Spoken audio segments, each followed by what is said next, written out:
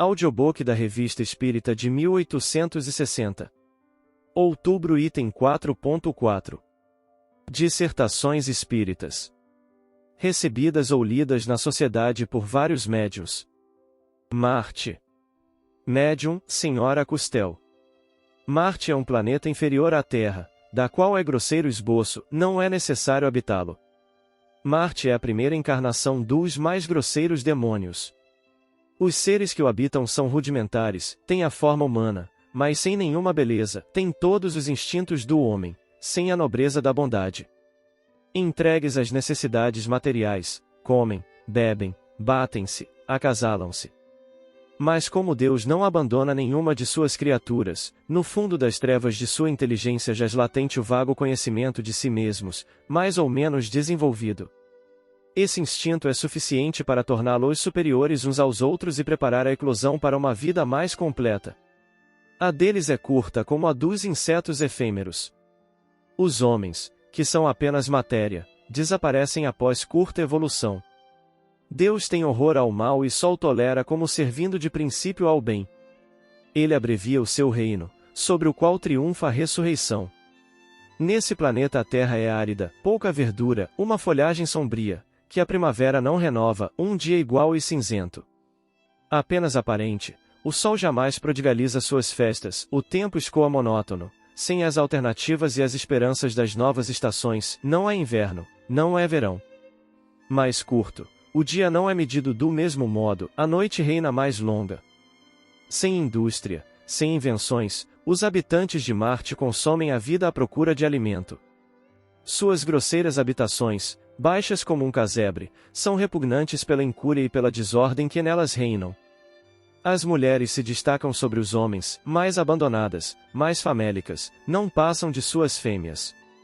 Têm apenas o sentimento maternal, dão à luz com facilidade, sem nenhuma angústia, alimentam e guardam seus filhos a seu lado, até o completo desenvolvimento de suas forças, e os expulsam sem pesar e sem saudade. Não são canibais, suas contínuas batalhas não têm outro objetivo que não seja a posse de um terreno mais ou menos abundante em caça. Caçam nas planícies intermináveis. Inquietos e instáveis como os seres desprovidos de inteligência, deslocam-se incessantemente. A igualdade da estação, a mesma em toda parte, comporta, em consequência, as mesmas necessidades e as mesmas ocupações, há pouca diferença entre os habitantes de um e de outro hemisfério. Para eles a morte não representa nenhum pavor ou mistério, consideram-na apenas como a putrefação do corpo, que queimam imediatamente. Quando um desses homens vai morrer, logo é abandonado, e então, só e deitado, pensa pela primeira vez, um vago instinto o assalta, como a andorinha advertida da próxima estação, sente que nem tudo está acabado, que vai recomeçar alguma coisa desconhecida. Não é bastante inteligente para supor, temer ou esperar, mas calcula, às pressas, suas vitórias e derrotas, pensa no número de caças que abateu e se regozija ou se aflige conforme os resultados obtidos. Sua mulher só tem uma por vez, embora possam trocá-las sempre que lhes convém, agachada à entrada, atira seixos no ar, quando formam um montículo, ela julga que chegou a hora e se aventura a olhar para o interior, se suas previsões se tiverem realizado, se o homem estiver morto, ela entra sem um grito, sem uma lágrima, despojo da pele de animais que o envolve, vai friamente avisar seus vizinhos, que transportam o corpo e o incineram, tão logo esfria. Os animais, que por toda parte sofrem os reflexos humanos, são mais selvagens, mais cruéis que em qualquer outro lugar. O cão e o lobo são uma só e mesma espécie, incessantemente em luta com o homem, que, contra eles, se entrega a combates encarniçados. Aliás, menos numerosos, menos variados que na Terra, os animais são a miniatura deles mesmos. Os elementos têm a cólera cega do caos, o mar furioso separa os continentes sem navegação possível, o vento ruge e curva as árvores até o solo, as águas submergem as terras ingratas, que não fecunda, o terreno não oferece as mesmas condições geológicas da Terra, o fogo não o aquece, os vulcões são desconhecidos, as montanhas, pouco elevadas, não oferecem nenhuma beleza, fatigam o olhar e desencorajam a exploração, enfim, por toda parte, monotonia e violência, por toda parte a flor sem cor e sem perfume, por toda parte o homem sem previdência, matando para sobreviver. Jorge Observação: para servir de transição entre o quadro de Marte e o de Júpiter, seria necessário de um mundo intermediário, da Terra, por exemplo, mas que conhecemos suficientemente. Observando-a, fácil é reconhecer que mais se aproxima de Marte que de Júpiter, posto que, mesmo no seio da própria civilização, ainda se encontram seres tão abjetos e tão desprovidos de sentimentos e de humanidade, vivendo no mais absoluto embrutecimento e não pensando senão em suas necessidades materiais, sem jamais terem voltado o olhar para o céu, que parecem ter vindo diretamente de Marte. Nota e observação do canal. Queremos deixar claro que nesta nota, os textos e informações não pertencem mais ao audiobook, mas gostaríamos de adicionar esta nota para esclarecer algumas questões sobre Marte. No início da mensagem da Revista Espírita vemos: Marte é um planeta inferior à Terra, da qual é grosseiro esboço, não é necessário habitá-lo. Marte é a primeira encarnação dos mais grosseiros demônios.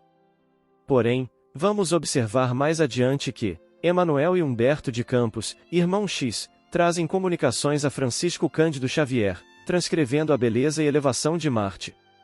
Assim, poderia ficar uma dúvida sobre este planeta, uma vez que na Revista Espírita de 1860 temos esta comunicação informando a inferioridade de Marte em relação ao planeta Terra, enquanto nas obras de Chico Xavier vemos informações e relatos sobre a superioridade de Marte, em relação ao planeta Terra. Vamos, portanto, observar com o crivo da razão e da lógica. Na Gênese de Allan Kardec, logo na introdução, podemos observar o seguinte texto.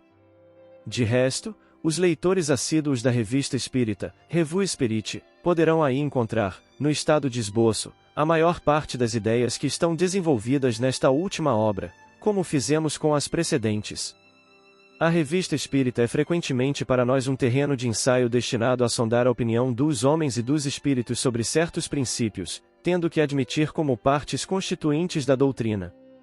Isso também explica o porquê de a Revista Espírita não pertencer às obras básicas, pois a Revista Espírita, nas palavras de Kardec, é frequentemente para nós um terreno de ensaio destinado a sondar a opinião dos homens e dos espíritos sobre certos princípios. Sendo então, a Revista Espírita, um ensaio e um estudo psicológico. Vamos agora observar o que Emanuel fala sobre Marte. A Terra é, pois, componente da sociedade dos mundos. Assim como Marte ou Saturno já atingiram um estado mais avançado em conhecimentos, melhorando as condições de suas coletividades, o vosso orbe tem, igualmente, o dever de melhorar-se, avançando, pelo aperfeiçoamento das suas leis, para um estágio superior, no quadro universal. Emanuel, Livro Emanuel, capítulo A Tarefa dos Guias Espirituais. Emanuel informa então que Marte se encontra em um estado mais avançado que a Terra com relação aos conhecimentos e à vida em sociedade. Agora vamos observar o que Humberto de Campos, irmão X, fala sobre Marte. É que, esclareceu o mentor que nos acompanhava, os marcianos já solucionaram os problemas do solo e já passaram pelas experimentações da vida animal, em suas fases mais grosseiras. Não conhecem os fenômenos da guerra e qualquer flagelo social seria, entre eles, um acontecimento inacreditável. Evolveram sem as expiações coletivas, amarguradas e terríveis, com que são atormentados os povos insubmissos da terra. As pátrias, aí, não recebem o tributo do sangue ou da morte de seus filhos, mas são departamentos econômicos e órgãos educativos, administrados por instituições justas e sábias. A vegetação de Marte, educada em parques gigantescos, sofria grandes modificações, em comparação com a da Terra. É de um colorido mais interessante e mais belo, apresentando uma expressão avermelhada em suas características gerais. Na atmosfera, ao longe, vagavam nuvens imensas, levemente azuladas, que nos reclamaram a atenção, explicando-nos o mentor da caravana fraterna que se tratava de espessas aglomerações de vapor d'água, criadas por máquinas poderosas da ciência marciana, a fim de que sejam supridas as deficiências do líquido nas regiões mais pobres e mais afastadas do largo sistema de canais, que ali coloca os grandes oceanos polares em contínua comunicação, uns com os outros. Tais providências, explica o espírito superior e benevolente, destinam-se a proteger a vida dos reinos mais fracos da natureza planetária, porque, em Marte, o problema da alimentação essencial, através das forças atmosféricas, já foi resolvido, sendo dispensável aos seus habitantes felizes a ingestão das vísceras cadavéricas dos seus irmãos inferiores, como acontece na Terra, superlotada de frigoríficos e de matadouros. Irmão X, livro Novas Mensagens, capítulo a Marte. Humberto de Campos dedica um capítulo inteiro no livro Novas Mensagens, que não vamos transcrever por completo aqui para não tornar o vídeo muito longo, mas os pontos capitais para nossa reflexão podemos observar nestes trechos. Em Marte não há guerras. Há vegetação e bela, entre outros. O que vai completamente contrário ao que acabamos de observar na Revista Espírita de 1860. Sendo assim, vamos utilizarmos do crivo da razão. Emmanuel escreveu inúmeros livros junto de Chico Xavier, trazendo mensagens sublimes e reflexões dos ensinos de Paulo de Tarso e do Cristo. Sendo Emmanuel um espírito elevado e servidor de Jesus. Humberto de Campos escreveu inúmeros livros junto de Chico Xavier, trazendo mensagens e histórias da vida de Jesus enquanto encarnado. Sabemos que para acessar essas informações e transmiti-las, somente pode ser feito por um espírito elevado. Jorge na Revista Espírita transmitiu diversas mensagens e ensinos esclarecedores. Não queremos desmerecer as mensagens da Revista Espírita, muito menos as mensagens do Espírito Jorge. Porém, analisando as mensagens de Emmanuel e Humberto de Campos, vemos uma diferença enorme sobre Marte, e pelo histórico de Humberto de Campos e Emmanuel, faz mais sentido, é mais coerente, em nosso ponto de vista, acreditar nas comunicações recebidas por Chico Xavier, uma vez que Humberto de Campos é um espírito que participou de diversas viagens e incursões em diferentes planetas. Relatando em livros. Assim o Espírito Jorge na Revista Espírita, pode ter se enganado, uma vez que os espíritos são de diferentes ordens, mesmo os espíritos elevados não sabem de todas as verdades eternas. Pode-se acreditar também que Marte realmente fosse um planeta inferior por volta de 1860, e que em 1939, ano da comunicação de Humberto de Campos, eles já houvessem subido e evoluído bastante. Porém, é difícil acreditarmos que em tão pouco tempo, houve tanta evolução. Levando a crer que, ou Marte ainda é inferior que a Terra, ou que Marte sempre foi superior que a Terra, e assim, podemos levar em conta outra hipótese. O médium pode ter interferido na mensagem ou transcrevido uma comunicação anímica, uma vez que, mesmo o melhor dos médiuns pode estar sujeito a cometer erros com relação à mediunidade. Entre diversos outros motivos. Acreditamos que o mais lógico é acreditar nas palavras de Humberto de Campos e Emmanuel, uma vez que as revistas espíritas são ensaios destinados a sondar opiniões de homens e espíritos, como colocado por Allan Kardec. Porém, fica a critério de cada um. Aqueles que quiserem se aprofundar no assunto, convidamos a conferir as bases bibliográficas que citamos ao longo desta análise. A Gênese, Introdução, texto referente ao papel da Revista Espírita. Emmanuel, livro, Introdução de Emmanuel, onde Emmanuel fala sobre o estado mais avançado do conhecimento de Marte.